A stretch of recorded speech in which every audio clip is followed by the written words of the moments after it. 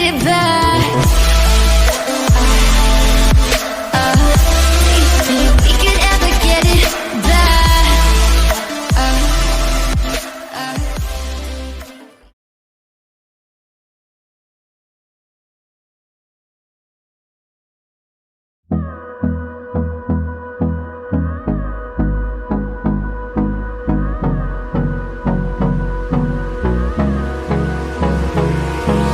Hold me close till I get up. Time is barely on our side. I don't wanna waste what's left. The storms we chase are leading us, and love is all we'll ever trust. Yeah, no, I don't wanna waste what's left. And on we'll go, through the wastelands, through the highways, till my shadow turns to sun rays. And on we'll go, through the wastelands, through the highways, and on we'll go.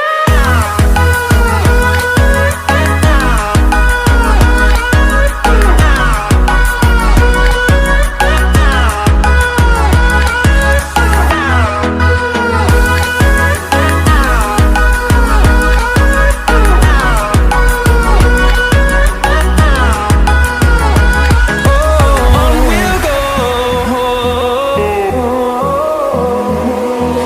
finding life along the way, melodies we haven't played. No, I don't want no rest, echoing around these walls, fighting to create a song. I don't wanna miss a beat. And on we'll go, through the wastelands, through the highways, till my shadow turns to sun rays. And on we. Kemkes juga. Nah, yang 3 terakhir itu betul-betul kajian data. Bagaimana dampak ekonomi, dampak sosial, dan bagaimana perbaikan dari RAB dari pemerintah 2020-2021. Ini betul-betul data real sehingga teman-teman kalau bisa akses bisa pakai.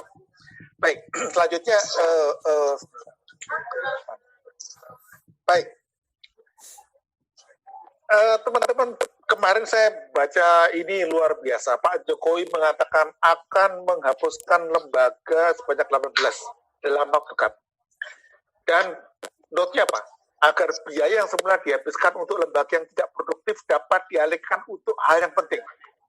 Jadi teman-teman, saya nilai kita ini mempunyai presiden yang sangat realistis dalam menghadapi realita, pemberani dan pendobrak menuju kebaikan. Kenapa? Kita punya presiden yang seperti ini oke loh. Kenapa? Banyak negara, mereka itu mempunyai kepala negara, tapi hobinya itu lari. Olahraganya lari dari kenyataan. Nggak mau lihat kenyataan.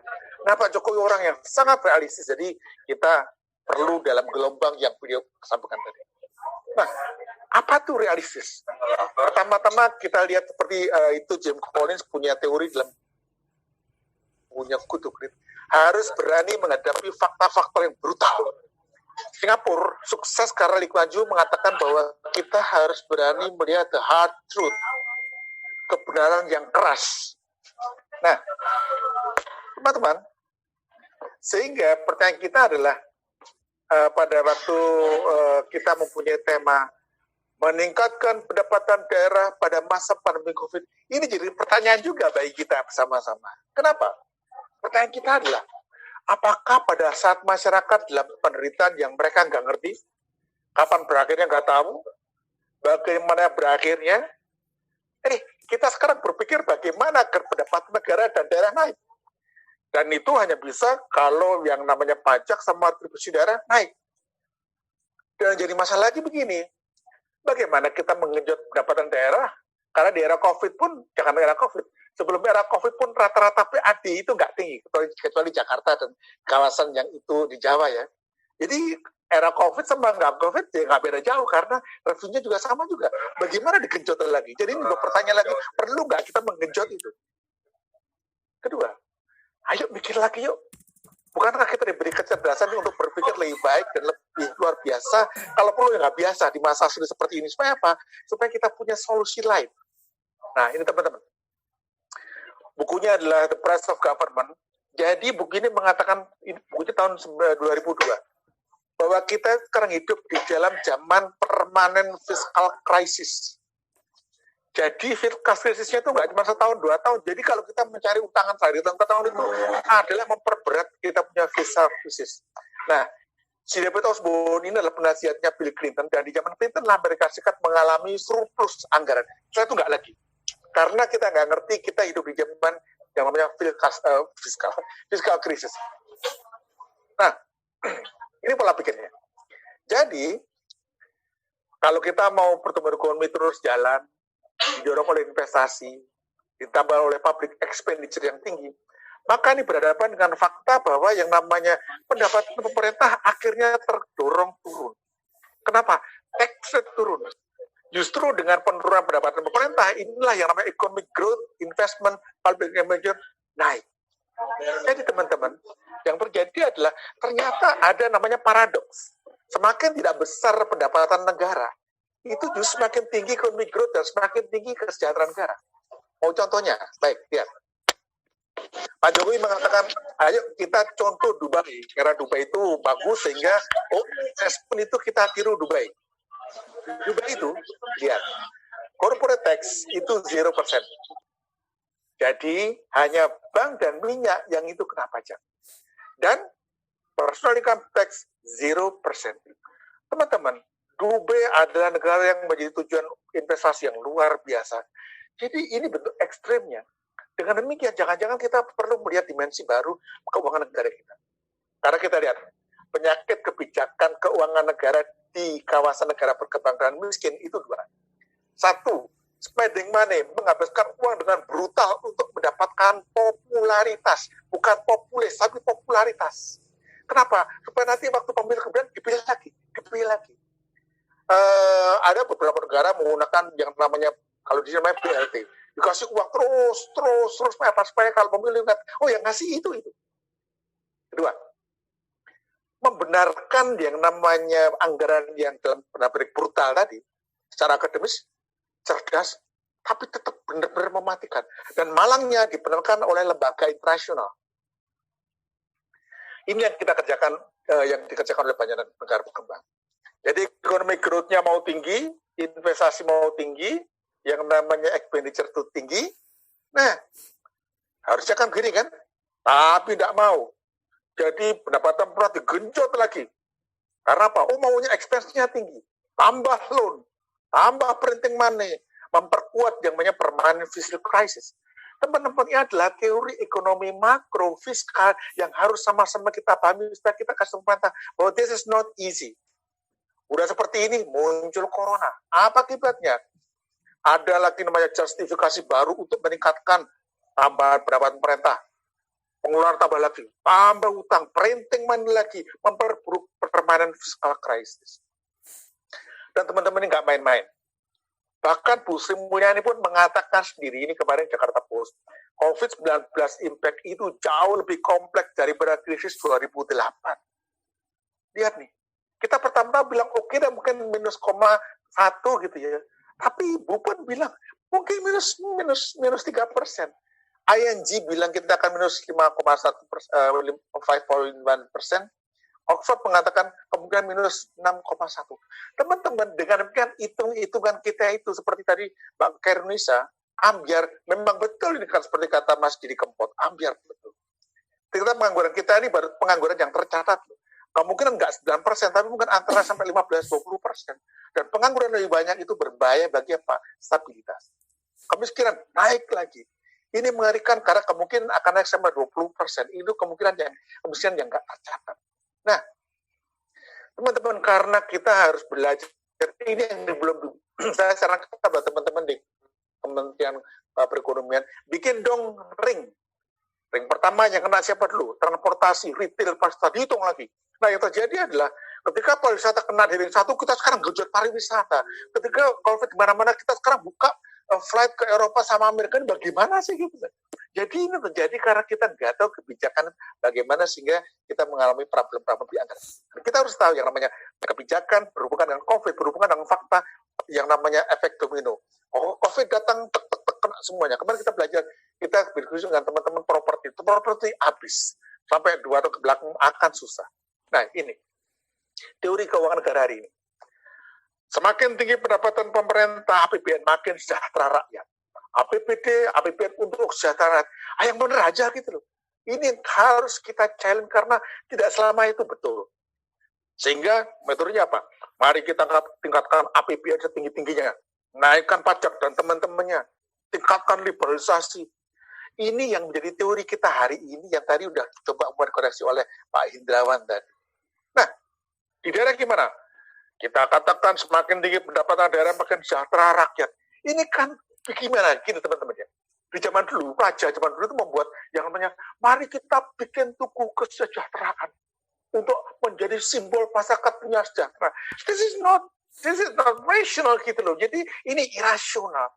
Mari kita berpikir yang lain. Karena gini, dengan pola pikir itu, mari kita tingkatkan APBD setinggi-tingginya. Semua Pemda berlomba menaikkan APBD-nya. Caranya, satu, akses APBN sebesar-besarnya. Sehingga sampai ada yang komplain, kenapa sih banyak daerah miskin? Ya karena jualan penduduk miskin. Semakin banyak Anda punya penduduk miskin, semakin Anda dapat tambahan uang dari APBN. Ini kan didodosin. Kedua, naikkan PAD. Kenapa? PAD itu kan berlucuannya kan PAD itu kan pendapatan AEDW.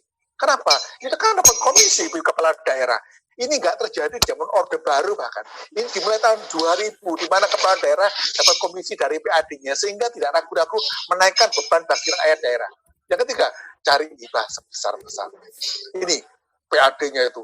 Jadi kayak Jakarta itu, setahun aja, itu komisi, jangan komisi lah, fee lah, gitu ya, atau insentif bagi kepala daerahnya itu sampai 75 miliar per tahun.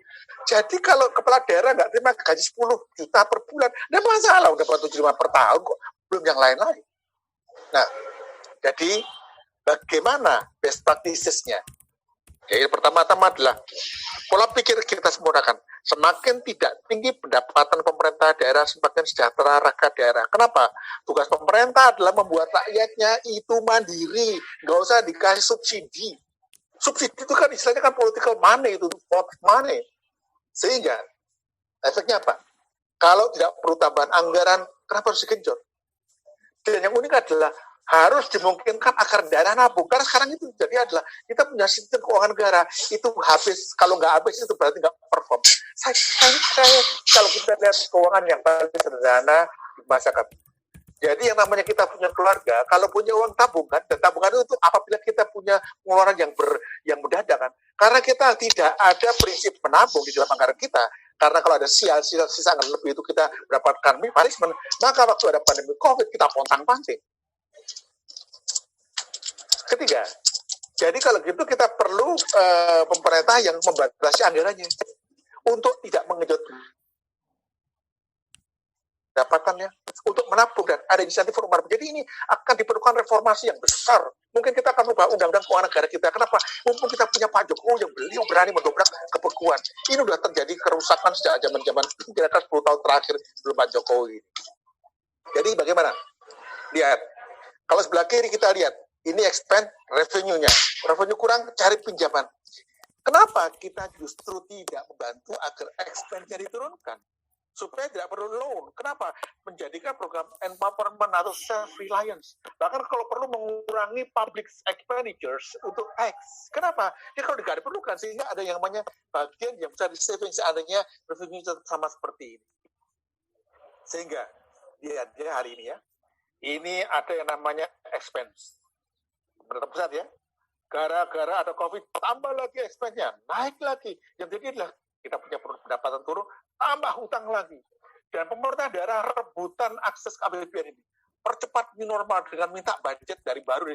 Jadi terjadi adalah karena ini terjadi, merahnya tambahin lagi. Jadi saya pernah dibaca sama TVRI, Pak, bagaimana dengan bantuan pemerintah 400 sekian triliun? Cukup apa tidak? Bukan cukup apa tidak, itu adalah pemikiran yang tidak Pancasilais. Kenapa? Pancasila itu mengamalkan ada kolaborasi antara masyarakat dengan publik. Ini teman-teman. Jadi dengan demikian, bagaimana caranya di stop di sini, supaya diturun ke sini, di share. Yang namanya risiko harus di sharing. Masyarakat harus belajar bagaimana sharing risk dengan government. Dan nggak mudah. Kalian lihat ya. Ini Harvard Business Review paling terakhir ini mengatakan bahwa bahkan di Amerika pun nggak tahu what is the next normal going to be look like. Teman-teman lihat kenapa kita perlu seperti itu. Pada tahun 2008 kita itu mempunyai problem seperti ini. Kita mengalami kenaikan anggaran pertahanan gitu kan. Ini kita mengalami yang namanya krisis karena kita mendapatkan beban 2008. Nah, kalau kita 2020 seperti ini, maka public burden di dalam kondisi non normal atau apapun namanya akan eksesif, meningkat karena pemerintah punya pengeluaran yang itu inevitable. Dan ini karena skyrocketing tadi. Dan ini nggak main-main teman-teman. Lihat ya, ini T-nya panjang ini. Bu Sri Mulyani pun mengatakan bebannya 10 tahun ke depan. Jadi siapapun jadi presiden setelah ini itu berat, bebannya berat sekali. Yang kita lakukan, bagaimana kita menahan diri supaya kita mengurangi expense ini. Ini yang terjadi justru di dalam meningkatkan beberapa daerah. Kita pikirkan bagaimana mengurangi kewajiban income daerah. Nah, jadi kita perlu kebijakan keuangan yang baru. Paling tidak untuk pusat sama daerah, setidaknya untuk 10 tahun ke depan. Kenapa? Ini COVID loh teman-teman. Jangan buat pemerintah daerah menjadi pusing. Kenapa seperti ini? Yang jadi problem adalah yang namanya pendapatan daerah itu kalau tidak tinggi, nggak dapat insentif. Jadi kita perlu balikkan pola pikirnya. Nah, nanti kita cedera yang lain aja, karena agak ekstrem. Karena tidak mudah teman-teman. Jadi yang namanya contoh ini ya, kebijakan presiden dibelokkan ini. Ada COVID-19, ada kebutuhan alat kesehatan. Presiden minta gerakan ekonomi industri dalam negeri. Dibuka yang namanya policy endorsement. Ayo BUMN kerja. Yang terjadi adalah bukannya kita maju ekonominya, tapi diselewengkan. Kenapa jadi gray area? Bukannya pergerakan ekonomi, tapi importer. Gila-gilaan impor sampai 72,4 triliun ini. Dan Menteri Keuangan ikut bebaskan biaya masuk sampai 600. Loh ini bagaimana gitu? Jadi artinya sejak awal kita memberitahu bahwa di era COVID ini yang pertama-tama adalah spend money prudently. Makanya kemarin saya mengkritik yang namanya kebijakan pariwisata. Di era pariwisata silakan bagi-bagi duit ratusan juta untuk startup. Loh bagaimana sih ini? Nggak tahu kan duit susah tuh ini. Nah, jadi dengan demikian bagaimana caranya? Kebijakan paling penting adalah stop. Di daerah stop berapa? Kenapa? Supaya pemerintah daerah tidak diberikan beban untuk meningkatkan pendapatan daerah. Dan ini nggak bisa semata-mata yang daerah itu bergerak sendiri. Perlu endorsement kebijakan di level pusat. Karena kalau nggak dibilang daerah nanti tidak mencapai OPN, optimalisasi pendapatan negara. Dan daerah akan dihukum nanti. Untuk itu loh teman-teman, kita perlu pada level nasional, kita buat kebijakan seperti itu. Sehingga apa rekomendasinya? Pertama, perubahan mindset. Jadi perlu mindset kita nih penggelembungan anggaran bukan sebagai tujuan prestasional. Ingat ya, penggelembungan anggaran bukan sebuah tujuan prestasional karena sekarang ini yang terjadi adalah penggelembungan bukan peningkatan. Karena apabila ada peningkatan anggaran, maka setidaknya dia ada di dalam kisaran kalau nggak economic growth yang kira-kira 5% atau inflasi 3%. Tapi kita itu naik anggaran sampai yang namanya 10%, 20%. Ini kan seperti yang namanya lebih dari yang namanya target perusahaan. Ini negara bukan perusahaan. Lebih dari sebuah gerakan kapitalis ini. Kedua, menghabiskan anggaran bukan target prestasional lagi. Jadi yang namanya kita perlu menyemangati Bu Menteri, Pak Jokowi, ayo kita rubah deh prinsip kebijakan keuangan kita deh. Yang ketiga, pertumbuhan berbasis permintaan, demand. Bukan sebagai kebijakan prestasional. Jadi bukan karena, oke, supaya ekonomi maju, dibagi duit habis. Expense-nya naik. Bukan itu. Contoh, yang namanya pendapatan dinaikkan. Kemudian namanya pengeluaran dinaikkan. Duit dari pusat dibagi ke daerah. Semua dibelanjakan. Tapi duitnya itu belanja barang impor. Kenapa? Kita nggak boleh support untuk domestik, teman-teman. Jadi yang namanya expenditure kita itu bukan untuk menggerakkan ekonomi lokal, tapi ekonomi negara lain. Jadi yang namanya demand drive economics ini sudah kadaluarsa dan ini tidak jalan di dalam ekonomi yang terbuka, tapi ini diajarkan di mana-mana. Pertama adalah bagaimana kita belajar menurunkan kewajiban fiskal penduduk. David Osborne mengatakan the price of government, harga kamu tuh berapa sih? jangan sok-sok untung gitu loh. Dan setiap daerah itu harus berbeda. Tidak semua itu infrastructures. Ada memang daerah seperti Baduy. Baduy saya minta, kami jangan dimodernkan. Let be develop differently. Karena kesejahteraan berbeda-beda. Kemudian, bagaimana kita belajar menurunkan pemerintah. Kita udah mulai nggak ada yang namanya perjalanan dinas, nggak usah pergi-pergi lagi. Daerah kok masyarakat Jakarta pakai pesawat terbang. Ngapain sih udah ada Zoom? Everything can be done by daring. Dan kita udah mau daring. Ya sudah kerjakan itu. Expense turunkan lagi, hitung. Setiap daerah, setiap pusat hitung mereka punya expense berapa bisa turunkan lagi.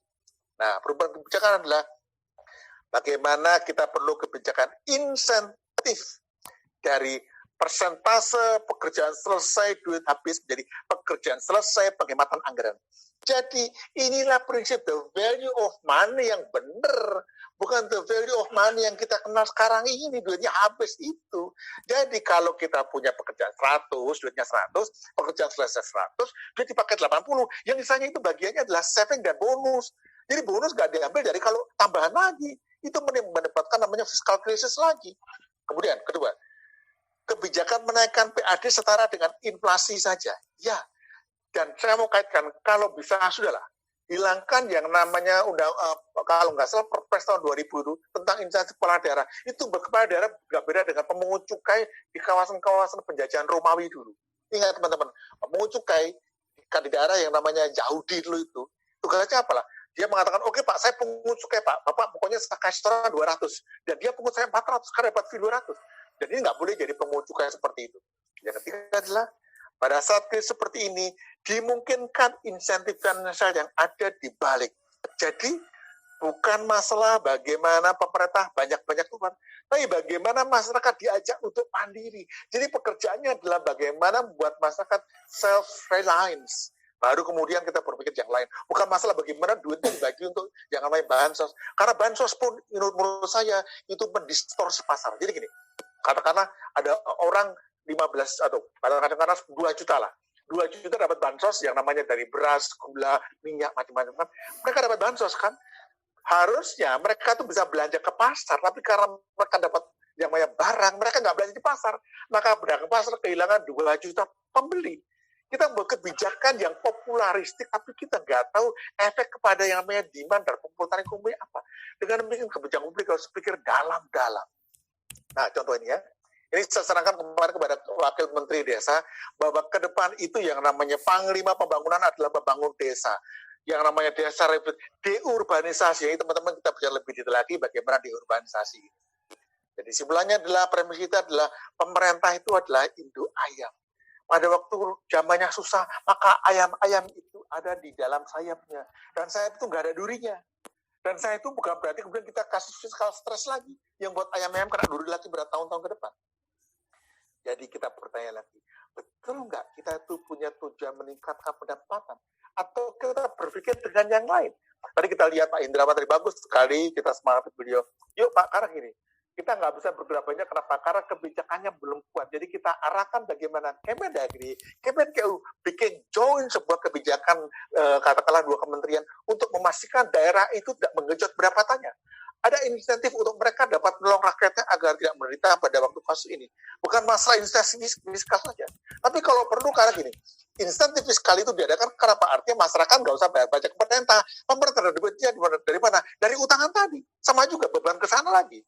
Nah, jadi simpulannya adalah peningkatan PAD pada saat krisis itu tidak diutamakan. Sehingga perlu dukungan kebijakan dari pusat berupa izin untuk tidak naiknya APBD PAD bukan sebagai kesalahan. Kalau perlu buat dalam PP atau Perpu, kenapa? 10 tahun kita akan seperti ini, efek dari hari ini, teman-teman. Jadi, kita punya Pak Jokowi itu orang yang sangat realistis, kita semangati beliau. Kedua, bikin Perpu. Perpunya COVID bisa. Saya heran adalah kenapa nggak masuk di Perpu COVID kemarin? Nggak apa-apa. Nanti kita buat yang sekarang ini, nanti kita semangati bersama-sama lah. Kita dukung Mendagri, kita dukung Menteri Keuangan. Yang ketiga adalah membuat manual pengelolaan di zaman susah. Zaman susah betul-betul. Jadi nggak bisa dengan cara sekarang SOP hari ini, nggak bisa. Pak Jokowi mengatakan di zaman yang berbeda tidak bisa business as usual. Mendagri, jangan khawatir, kita semangat bersama-sama karena masyarakat ingin kita mempunyai masuk zaman yang baru, bukan zaman SOP yang ada. Yang ketiga adalah Yang keempat adalah bahwa kebijakan keuangan yang baru harus